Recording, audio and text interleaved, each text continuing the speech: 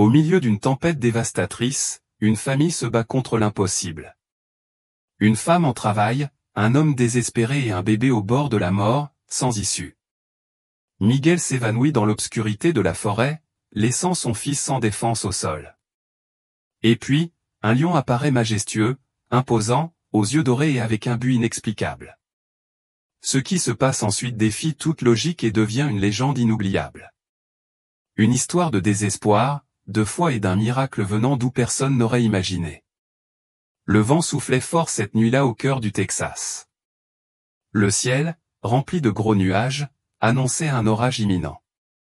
Au milieu de cette immensité, entourée d'une forêt dense et d'îlots de terre, se trouvait une simple cabane construite par les mains de Miguel Ramirez, un homme d'origine mexicaine qui avait émigré aux États-Unis à la recherche d'une vie paisible, loin de la ville.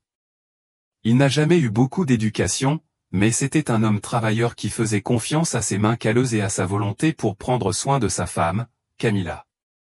Camila était allongée sur le petit lit en bois, respirant fort.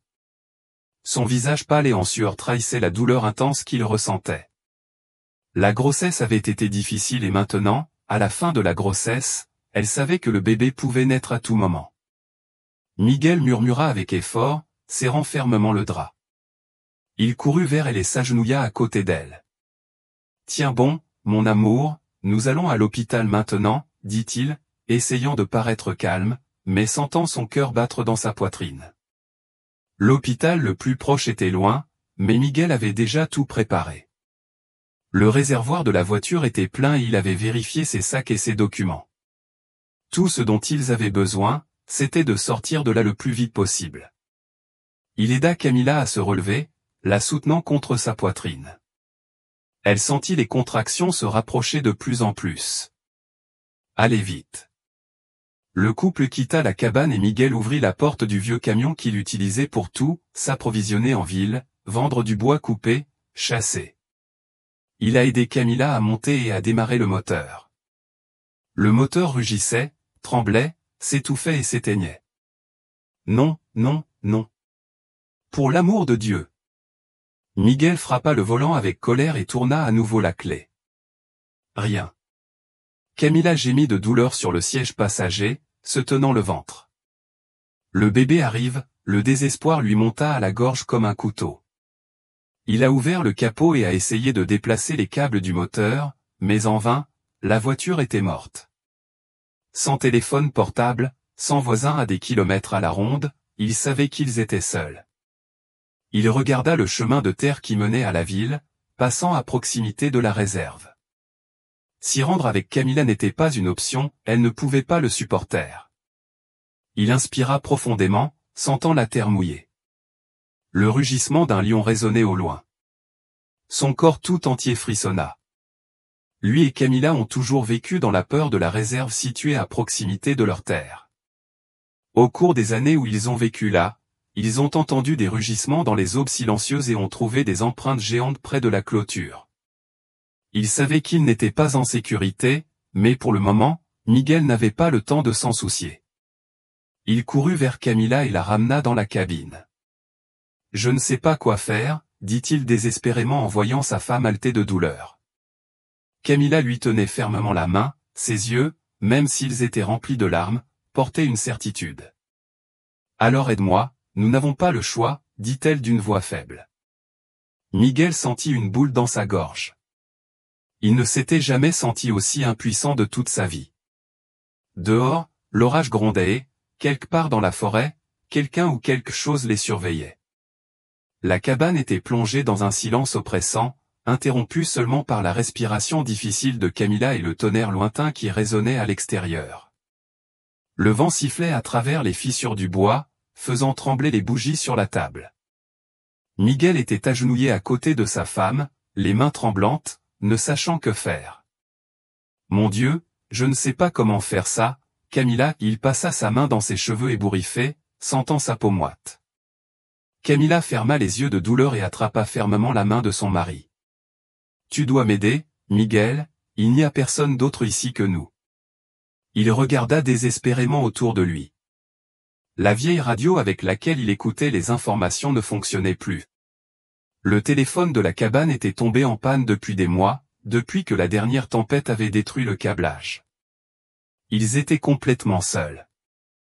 Camilla cria en se penchant et Miguel sentit un frisson lui parcourir le dos. C'était maintenant.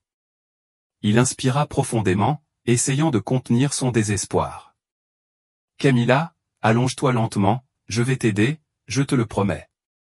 La femme obéit, se mordant la lèvre inférieure pour ne plus crier.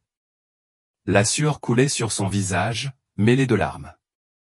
Miguel prit un des linges propres qu'il gardait en cas d'urgence et le plaça à côté du lit. Son cœur battait à tout rompre dans sa poitrine. Il n'avait jamais eu aussi peur de sa vie. Le temps semblait s'écouler différemment à l'intérieur de cette cabine, chaque seconde semblait être un siècle. Camilla gémissait, tremblait et respirait fortement, tandis que Miguel essayait de se souvenir de tout ce qu'il avait entendu sur l'accouchement. Il tenait doucement les jambes de sa femme, lui murmurant des mots de réconfort. « Tu peux le faire, mon amour, je suis là, je suis avec toi. » Camilla ferma les yeux et cria à nouveau. Le bruit de sa douleur résonnait dans la cabine. Et puis, un bruit est venu du dehors, un rugissement. Miguel se figea, son sang se glaçant instantanément. Le bruit venait de la réserve, mais il semblait proche, très proche. Il jeta un coup d'œil aux fenêtres de la cabine, espérant voir une ombre se déplacer à l'extérieur. Rien. Mais il savait qu'ils étaient là. Mais maintenant, cela n'avait plus d'importance, le bébé arrivait. Il se concentra de nouveau sur Camilla, qui pleurait et luttait contre la douleur. Son corps se cambrait, ses muscles étaient tendus. Et puis, finalement, un cri emplit la cabine. Un cri faible, très faible. Miguel prit l'enfant dans ses bras, le cœur battant. C'était un petit garçon, si petit et si pâle. Ses pleurs étaient trop faibles. Il y avait quelque chose qui n'allait pas. Camilla, il ne pleure pas correctement, il a si froid. Camilla ouvrit les yeux, encore faible, et essaya de se relever, mais elle n'y parvint pas. L'accouchement l'a complètement épuisée. Miguel n'y réfléchit pas à deux fois, il prit une des épaisses couvertures, enveloppa soigneusement le bébé et le pressa contre sa poitrine.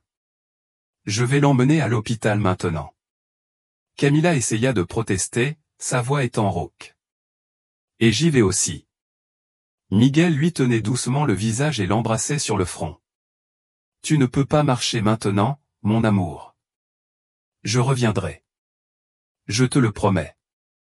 Reste ici, reste fort. » Camilla ferma les yeux, incapable de se battre.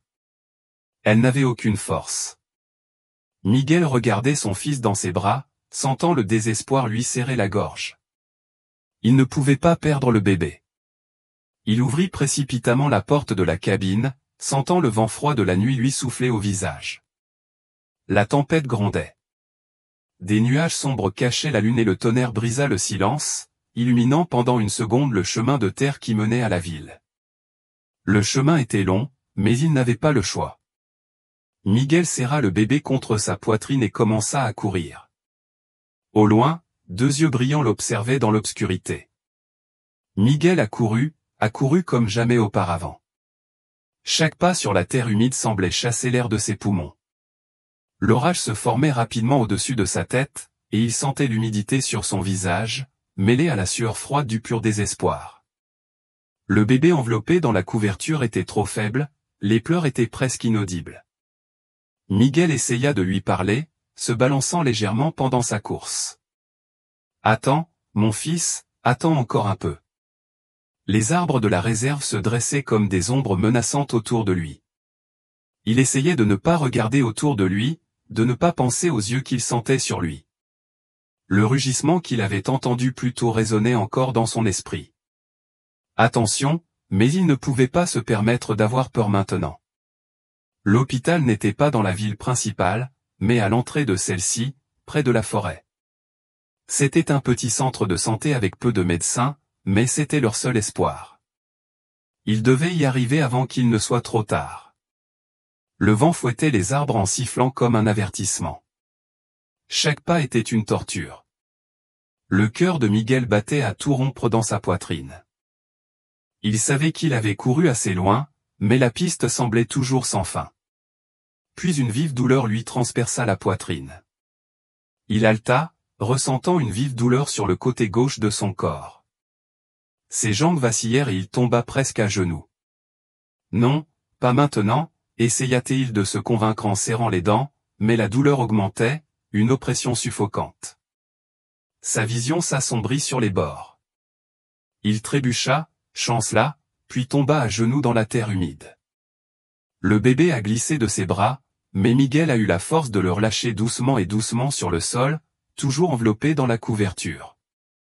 Il respirait fort, ses yeux étaient lourds, sa bouche était sèche. La dernière chose qu'il a vue avant de s'évanouir était une immense ombre qui approchait. Un rugissement retentit, mais cette fois, il ne semblait pas menaçant. Puis tout est devenu sombre. Le temps semblait s'être arrêté. Le monde autour de Miguel était plongé dans le noir. Sa conscience oscillait entre les ténèbres et les fragments disjoints de la réalité. Il entendait au loin le bruit de la tempête, sentait le froid humide de la terre sur son corps, mais il y avait quelque chose de plus, une présence.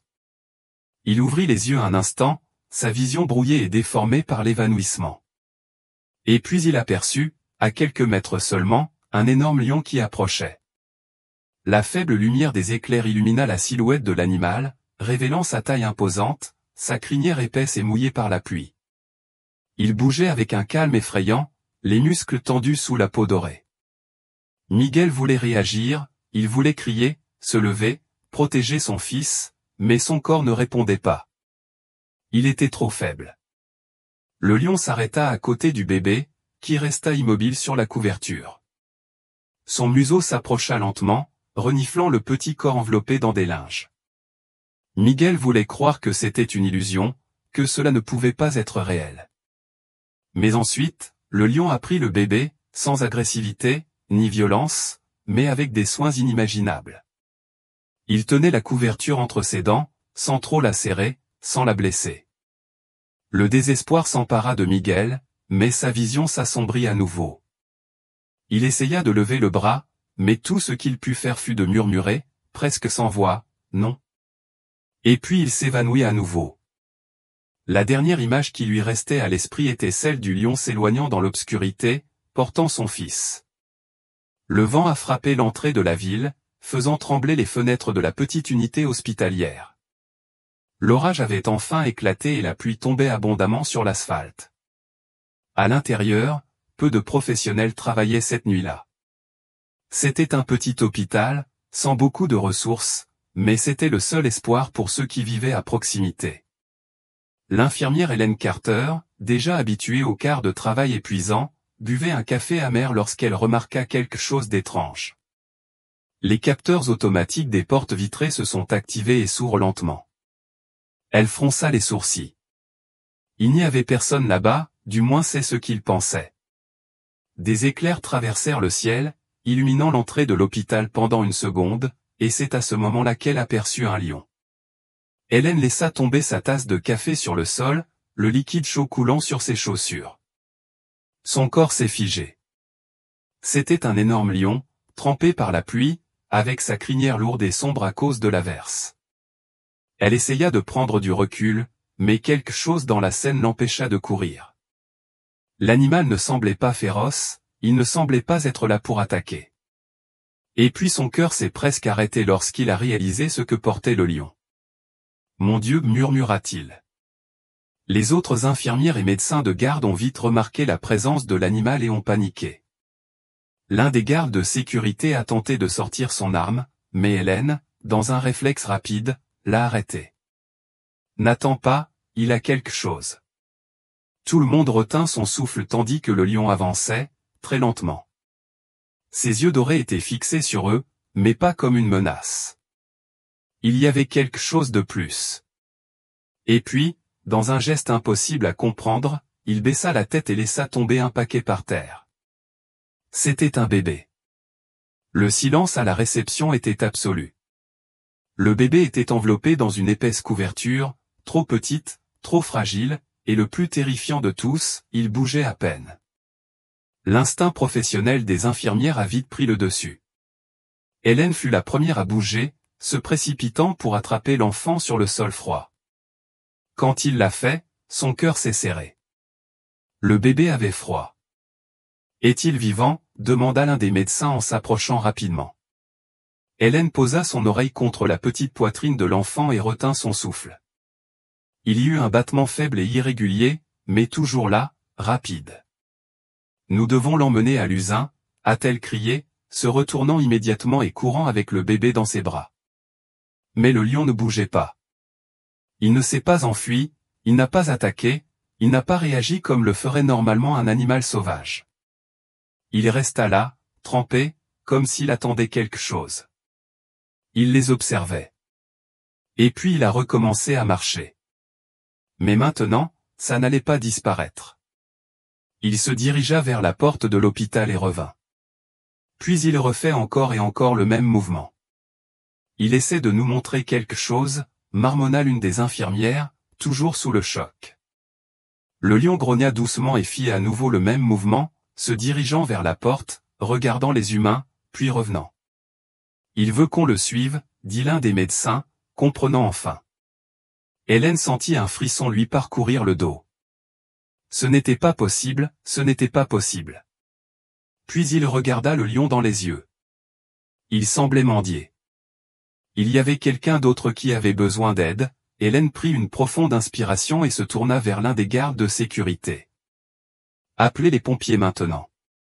Le lion recula d'un pas et attendit. La tempête dehors rugissait comme une bête sauvage, et tout l'hôpital semblait s'être arrêté pour regarder cette scène incroyable. Personne ne le savait, mais sur ce même sentier boueux, parmi les branches tordues et l'obscurité impénétrable, Miguel gisait à la merci de la nuit, et le seul qui savait où il était le lion. Le silence à l'hôpital était dense, brisé seulement par le bruit lointain de la tempête. Le lion était toujours là, devant les portes automatiques, son corps imposant éclairé par les éclairs qui traversaient le ciel. Chacun de ses mouvements était rempli d'une tension inexplicable. Il n'était pas là par hasard. Hélène, encore tremblante de ce qu'elle venait de voir, a tenu le bébé contre sa poitrine et l'a remis à l'équipe médicale. Il devait agir rapidement. Pression très basse, hypothermie sévère, annonce l'une des infirmières. Amenons-le à l'incubateur maintenant, répondit le médecin de garde, courant déjà vers l'unité de soins intensifs néonatales. La porte du couloir se referma derrière eux, et maintenant, à la réception, toute l'attention était concentrée sur le lion. L'animal répétait sans cesse le même geste, il se dirigeait vers la porte, regardait les humains et revenait. Il grogna doucement, pas de manière agressive, mais comme s'il était frustré de ne pas être compris. C'est alors qu'Hélène réalisa, il n'était pas venu ici seulement pour le bébé. Il y avait quelque chose de plus. Elle déglutit difficilement et fit un pas en avant, son cœur battant contre sa poitrine. Est-ce que veux-tu nous emmener quelque part ? Sa voix était tremblante, presque ridicule, car cela semblait insensé de parler à un animal sauvage. Mais le lion s'est arrêté. Ses yeux dorés se fixèrent sur elle comme s'il comprenait. « Mon Dieu » murmura Hélène. Il suffisait que le médecin le plus âgé de l'équipe s'avance, échangeant avec elle un regard inquiet. « Les pompiers ont-ils déjà été appelés ?» il a demandé. « Oui, ils sont en route » a répondu l'un des agents de sécurité. Le lion renifla avec impatience, puis, pour la première fois, il rugit. Le son a résonné dans tout l'hôpital. C'était si profond qu'Hélène a ressenti l'impact dans sa poitrine. Certains employés reculèrent effrayés, d'autres retinrent leur souffle en attendant le pire, mais le lion n'attaqua pas. Au lieu de cela, il se retourna et commença à sortir lentement. Il s'arrêta un instant à la porte, regarda par-dessus son épaule comme s'il attendait qu'on le suive. Et à ce moment-là, il n'y avait plus aucun doute. Le lion les conduisait. Il y avait quelqu'un d'autre qui avait besoin d'aide. Les sirènes ont coupé le bruit de la tempête et bientôt les phares du véhicule ont illuminé l'entrée de l'hôpital. Le camion de pompiers a glissé sur l'asphalte détrempé et s'est arrêté brusquement. L'équipe est immédiatement descendue, préparée à un événement courant, mais ce qu'elle a découvert était tout sauf courant.